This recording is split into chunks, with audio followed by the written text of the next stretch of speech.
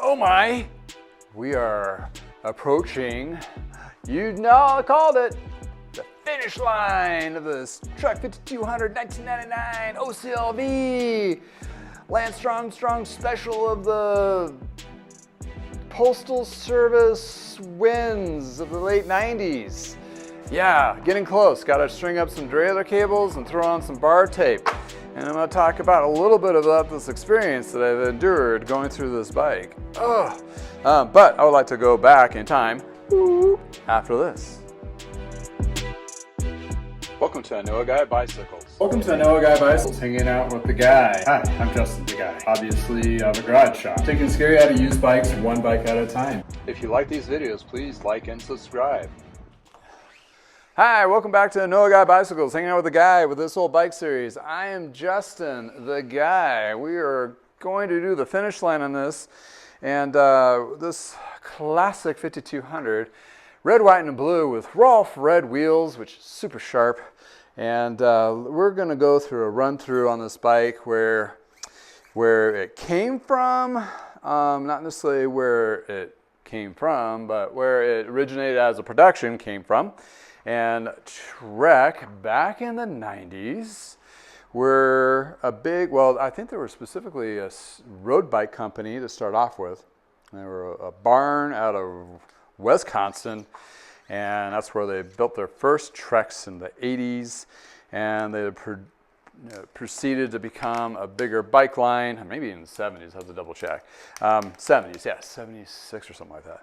And what they did is through the 80s, they got bigger and bigger and probably got some investment money. And then they started branching out and becoming a dealer. So they were small. They were a small company, you can believe it or not. At one time, they were small. Because who was the big boys at the time? Schwinn. Schwinn was on their like third generation. Schwinn bikes, Raleigh. What's the other ones? Fuji's been around for a long time, believe it or not. And those were the big cats at the time of the late 80s. Mongoose was starting to kick up on the scene. I remember Diamondback was there, Diamondback racer back in the late 70s, early 80s. And so you're looking at those things. And in that particular time frame, Trek was building road, then mountain biking became the thing, right? So everybody had to get mountain bikes. Everybody's starting to build mountain bikes. Well, even Schwinn made mountain bikes. And the first couple bikes I built back in 1989 was a few Schwinn mountain bikes, because we were a Schwinn dealer, also Treks. And they had the Trek 800, the 820, which was our bread and butter bikes.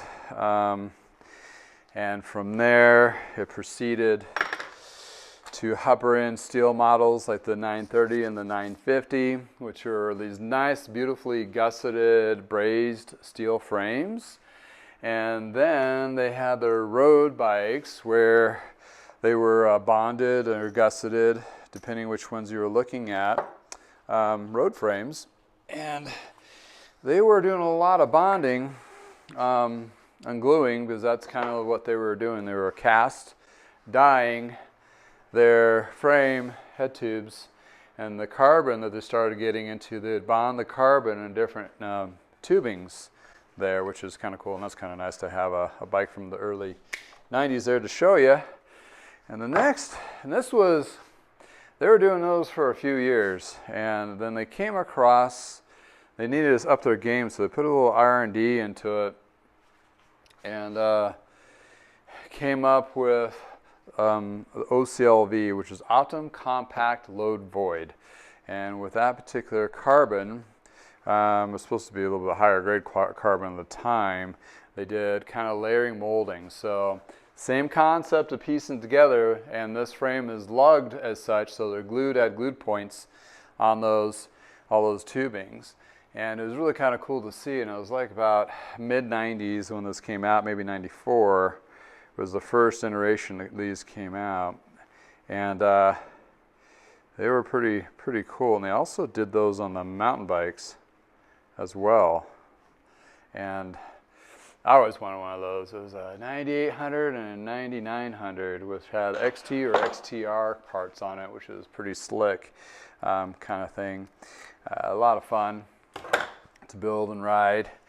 And those were like a game changer. Specialized was coming up with their own carbons as well. They were pretty competitive with that one too. They had the 7-tube carbon or 8-tube carbon, which they did the head tube. And also Giant as well. You see like the CAD series, I think it was a CAD series, or 8, you know, for their carbon road. And they did the same kind of thing with the mountain as well. And this is pre-full suspension kind of deal. Then the front suspension came out, and you know, that's where you started getting a lot of crossover into road. Like, how do we get suspension to road? And that's where you got like that soft ride, which is like a boomerang carbon boon. That was kind of fun. They also had a stem that had 2 pistons and a flex and all sorts of craziness. But anyway, back to the 90s on this guy. You know, the OCLV, they obviously, when they spend a lot of money in R&D, they want to carry that design for a while. So about 2007, 2008, they figured they had to up their game and start doing the tour stuff. So guess what? They signed up Lance Armstrong, recovering guy. He's been in the range circuit for a long time, had cancer, great story. And they put him on the OCLV. You'll see some pictures of it, and you'll see this particular style of frame that they used for several of his tours that he won. And it was one of the things, and you know, however you think about Lance Armstrong, or doping or what have you, this is not a video on either pros and cons or what have you of that. But he did do something for the cycle industry, because at the time, mountain biking was the thing and road bikes declined to nowhere. Not that I was a mountain biker. I mean, I was riding mountain bikes and racing them and all that in the 90s too. I was not so much of a road rider. I had one, but it was like one of the lower end Trek 1100 aluminums, which I hardly ever rode because I was on a mountain bike. But road biking got a huge shot in the arm when Lance started winning these tours.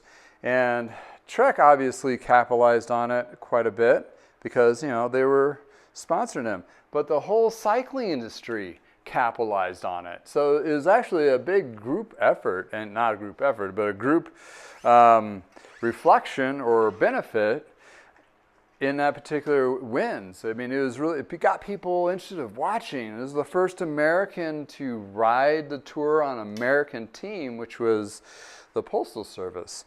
And that was really cool. And they landed that for a few years.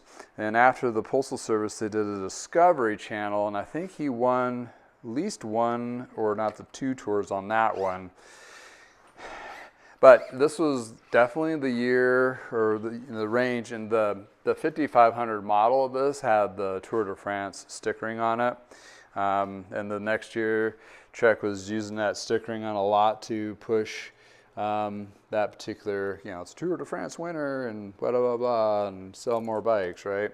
Which is fine. You know, obviously they put a lot of money into it. They should get their investment on the return. So this is one of those bikes that you can actually pick up and ride and actually get the feel of what that bike in that vintage in that year felt like. And they are actually still pretty good today. Carbon doesn't wear out. It has an infinite flex cycle. It doesn't, you know, doesn't get whippy or anything like that. So there's something that if it's still in pretty good condition, that carbon's going to hold up for you. If it's damaged, they can repair it. Those kinds of things. So something to think about when you're looking at carbon. So that is, you know, it's actually not too scary, but you want to make sure you're not walking to a can of worms regardless. I have a previous video on this, what's going to cost you. That's especially where this one's going to cost me. But I took this one on, and I paid a little more than I should have for 2 reasons. The person I was buying it from, he bought a bike from me, so it's kind of like a little extra value prep there.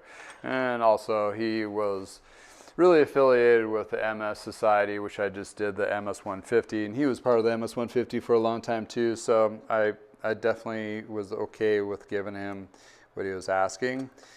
for it, but if I was you, this bike would have been at least 100 or two less than what I paid for it because of all the work that needed to be done to it. But that's not this video. This one's just talking about where we're at today with it. Has a few, obviously, scratches and chips and that kind of deal. But all in all, it's a very solid, still secure bike. You can do as much more, thousands of miles of riding on this going forward. And just do a little bit of adjustment here. Got the brakes done a little bit earlier. Fine tuning that rear derailleur. The chain was replaced on it fairly recent because it had no stretch, so it feels like the cassette probably will have still quite a bit of life on it. But you know, chains and cassettes are not a huge expensive lift sometimes, about 50 bucks for a good cassette, 20 to 25 for a good chain.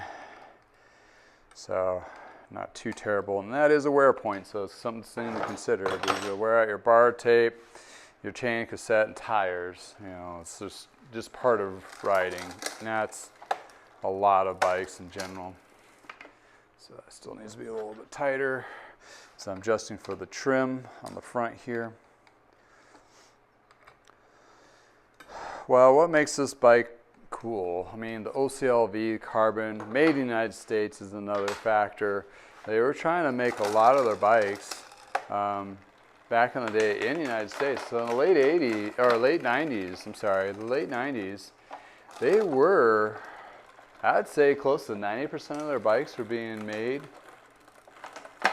in the United States. They opened up a second facility by Waterloo, like an hour or so away.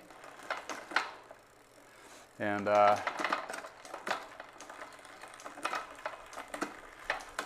was really cool. They were doing that till early 2000s, and then they got to where dollars and cents and what they were producing overseas, they couldn't compete or compare for pricing, so they had to kind of give up and move their facility. But hey, they're one of the few companies like Cannondale building bikes in the United States.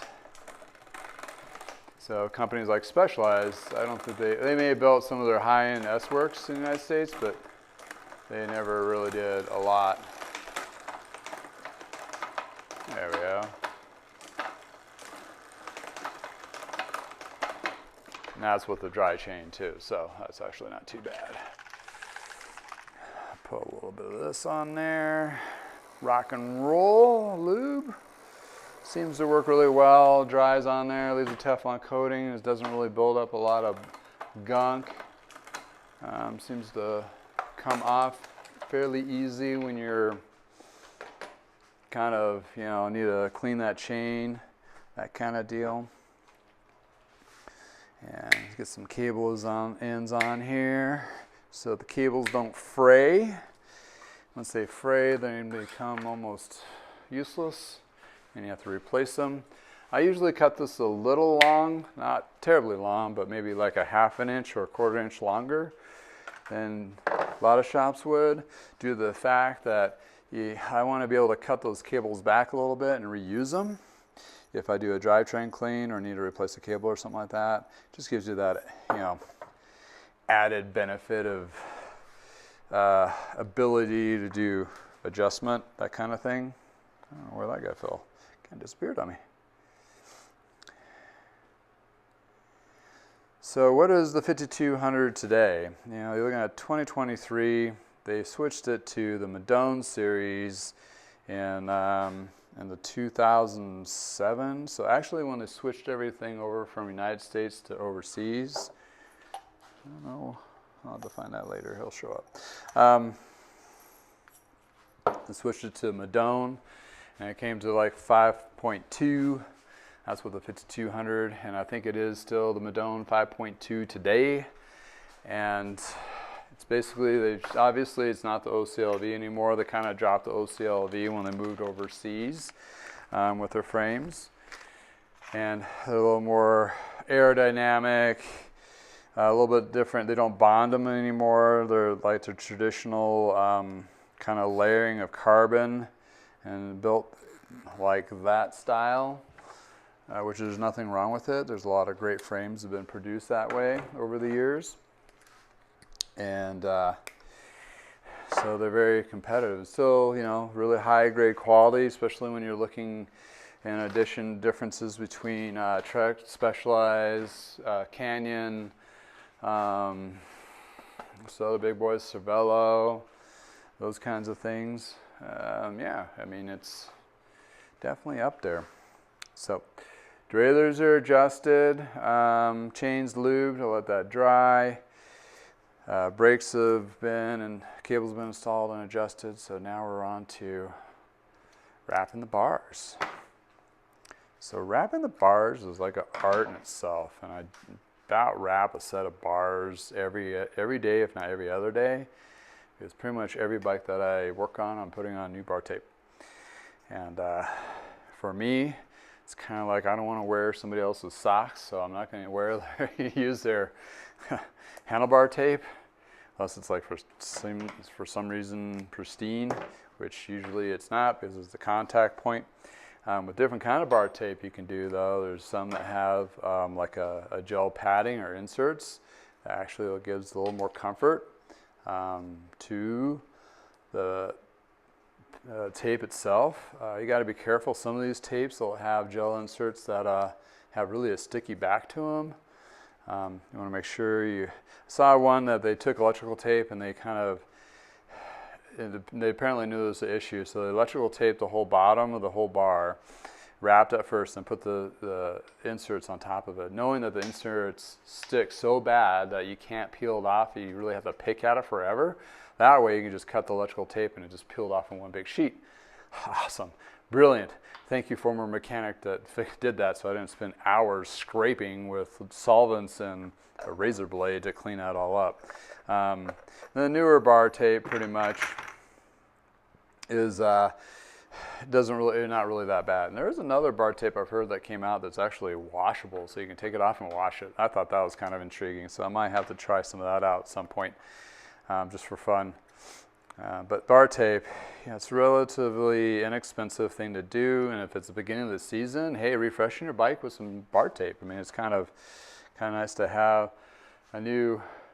It's like, you know, buying fresh socks. It's kind of comfy in that sense. They're not worn down and pads not broken down, and gives you that little extra padding. Or, you know, if you like style, you add a little color to it.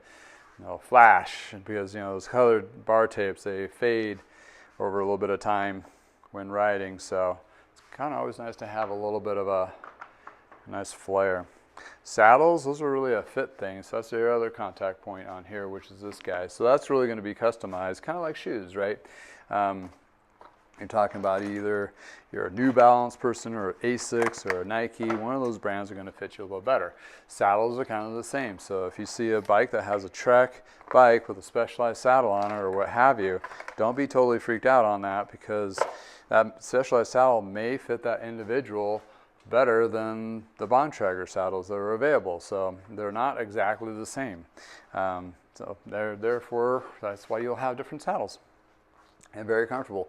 Same thing with cycling shoes. It's something we want to invest in. And I'm talking, yeah, you can end up spending $100 to $200 on some shoes and a saddle. And I really suggest, if you're going to go that route, go to a store that actually has a couple brands with a fit guarantee. So if you do get something from a fitter and they get it fitted to you for like the saddle and the shoes, and it doesn't work out for you within that time range, then you can exchange it for one that does fit. I know Bontrager has a fit guarantee, which is really nice. And don't worry about the bike shops. They're fine with the fit guarantee bit, because once you exchange them back, as an inventory manager, it's basically kind of treated as a warranty, and you tell Trek, like, okay, this didn't work out for a customer. They don't want those physically back. They just give the store a credit for the shoes, and then they say, hey, just have somebody on your staff use them, give them away, because they want their staff to carry or ride or experience that particular product. So there's always a bin of like returns from fits that people would kind of have opportunity to pick over. So long story short, that's how I got some of my shoes. And, you know, some work for me and some of them don't. But, you know, for yourself going out there to buy some saddles and going to buy some shoes, it'd be a really bummer to constantly be buying $100 to $200 worth of shoes and saddles and, you know, flipping the expense on that. So with that fit guarantee, that's the way to go. You're going to get yourself the right saddle, and also those don't wear out. That's like one of those things that it's an investment and it doesn't wear out like your running shoes wear out, right? But cycling shoes don't. And with that in mind, they're going to last you a long time, and you just want to make sure those rides are at the best fit and comfort as possible, especially if you get on some of those longer century rides. You're in the saddle for 100 miles, definitely want to have something that's more comfortable on this. I opted to put the higher bar on this guy because it has a little bit of a raise to it for comfort. So for somebody just getting into road riding, this would be an excellent bar to kind of settle in on, and it brings that customer up for comfort. And it's kind of like more of it's a rover bar, is what it's called, and that's kind of fun with a little bit elevated stem on there. So with this particular conversion that I put on there, you'll be able to switch out with standard stems, and that way you're not kind of stuck with old school quill stems or 1 inch. You can get pretty much anything off the shelf. Any bike shop will have them. So if you have this bike and you wanted to switch out a stem or be fitted differently to it, that customer, or if this person sells his bike to somebody else, they have that option too. So I went ahead and front the adjustments on that for them. So whoever's getting this will have that flexibility and not be stuck in the 90s. Which you can kind of say, I am stuck in the 90s, but my bikes don't need to be. So let's just go with that. Anywho, side joke. And this Componentry, once they went through the sonic cleaner, cleaned up really well. I mean, yeah, it's older Ultegra, but you can, as you saw, it actually shifts pretty smoothly on that. So let's jump on the other side here.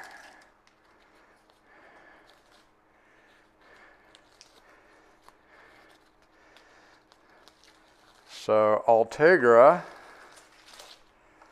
is a model of Shimano, and Shimano is the Componentry group, if you're not familiar with that. And the Ultegra group, the model of that is the second down from the top of line of Dura-Ace, and that way you kind of know this is the good stuff. It's like your second model down, removed.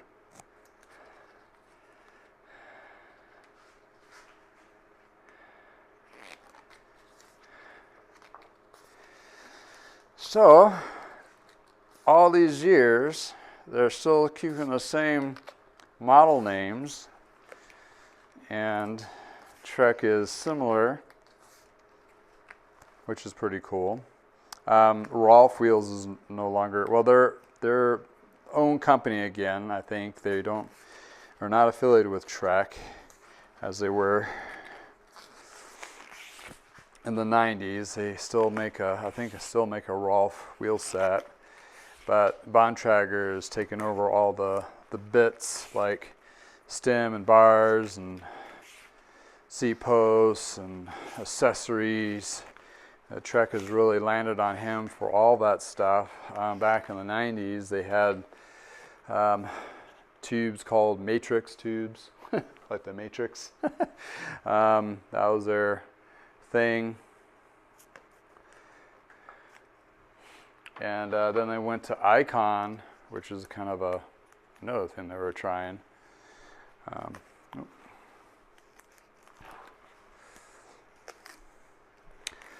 And that kind of worked for them a little bit. But when they landed on Bontrager, that actually finally gave it a home, kind of like a branding thing. And that's not been new. I mean, Diamondback had Avenir stuff Performance had his own house brand as Pro.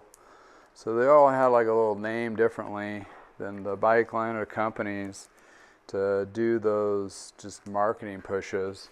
So let's put it this way, Bontrager Accessories is still sold in REI. The REI reached a deal with them, but they don't carry the bikes except for the Electra Cruisers.